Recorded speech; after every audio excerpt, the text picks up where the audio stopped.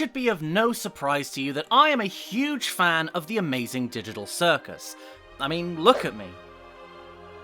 I'm literally a clown, but despite it being a circus, there has only ever been, as far as we know, one clown, that being Kaufmo. Pomni is a jester, which, yes, is a type of clown, but Kaufmo is the clown. He's a 1920s era looking circus clown, complete with a pointed hat, frilled collar, and red lips. And he is also a character that we don't really know an awful lot about.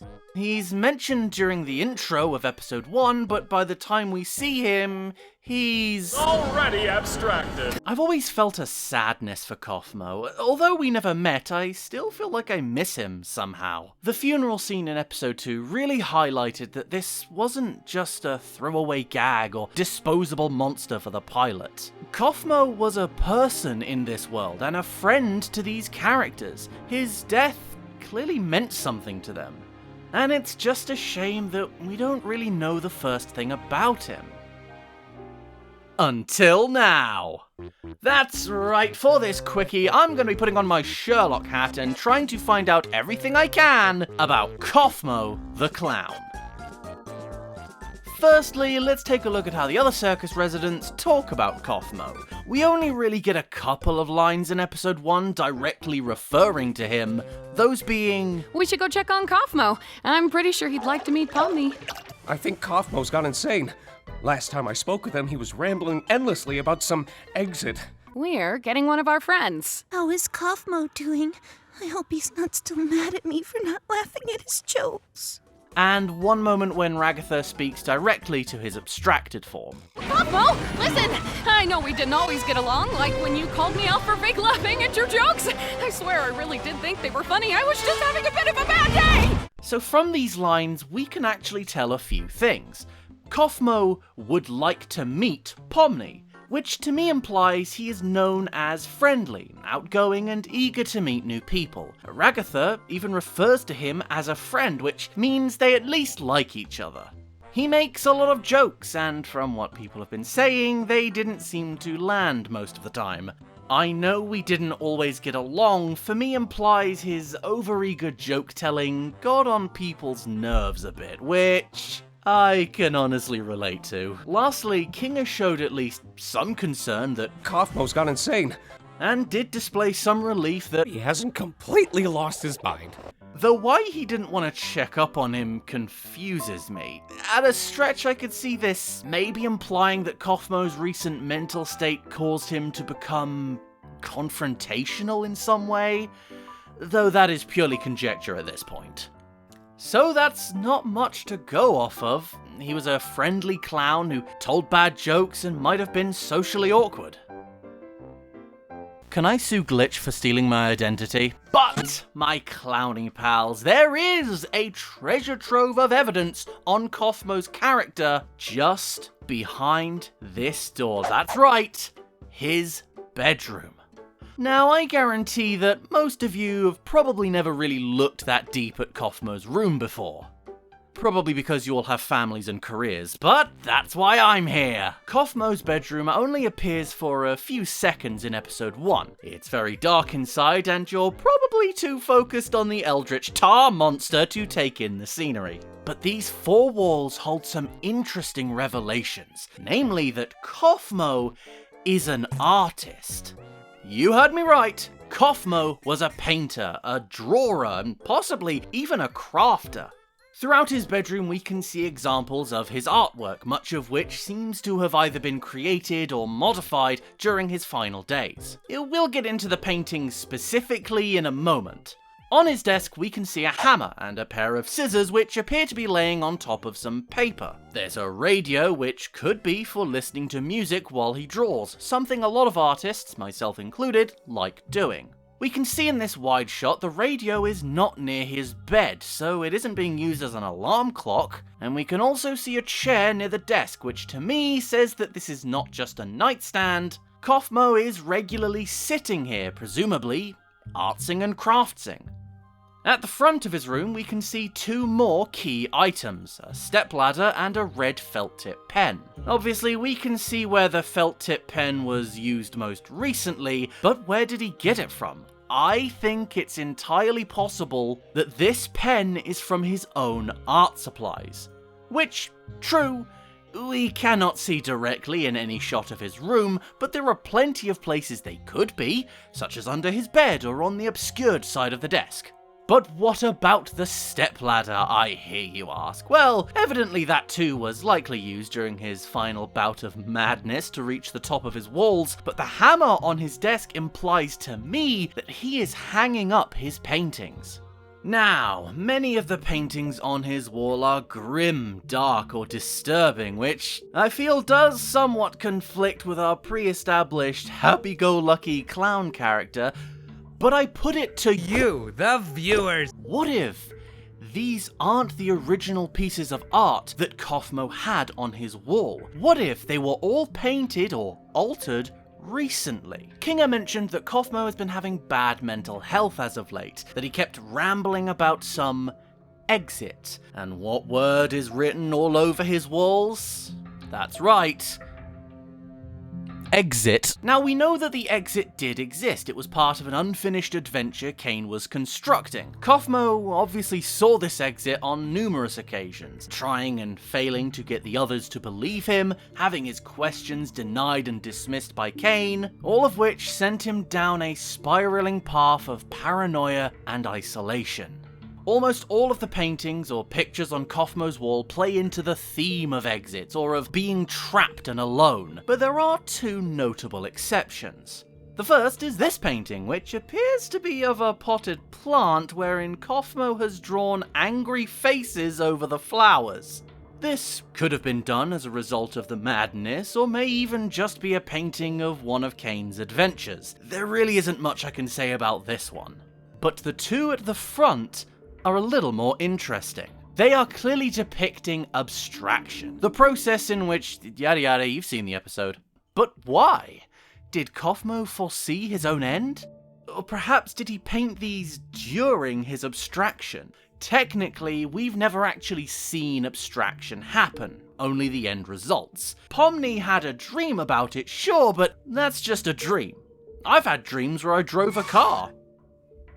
Doesn't mean you should let me do it. Abstraction could be, for all we know, a slower process that takes hours or even up to a day, giving Kaufmo plenty of time to create these two final paintings. But I don't think that that's entirely the case here. There are two abstraction paintings in Kaufmo's room. This one is fairly straightforward, some glowing eyes in the inky blackness, very creepy, very gloopy, 7 out of 10. But this one has some interesting implications. This painting depicts Kaufmo, but as just legs and a head.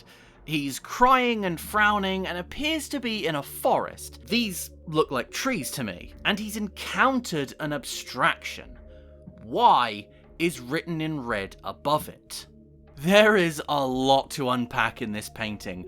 Firstly, why is Kaufmo drawing himself like this? At first I thought maybe this was a perspective thing, like he's bending forward, but no, it really does just seem like he's legs and a head. Secondly, the placement of why implies it's the abstraction saying it, rather than Kaufmo himself. It would of course make sense to scream why if you found a loved one transformed into a monster, but for the monster to be the one saying it?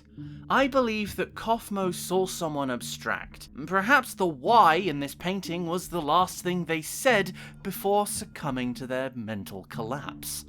Such a thing would undoubtedly traumatize anybody. Maybe this painting was his way of coping. Also in his room are various toys, building blocks, rocket ships, foam shapes, even a Fisher-Price style telephone on wheels and what looks to be a rocking horse. Now, I am not for a single second implying that Kaufmo is actually a child in the real world and that's why his room is full of toys. While we don't have a canonical age for Kaufmo, there's just not enough evidence for me that points to that idea. The characters don't seem to talk about him like one would a child. He seems to be spoken about like a regular adult circus member.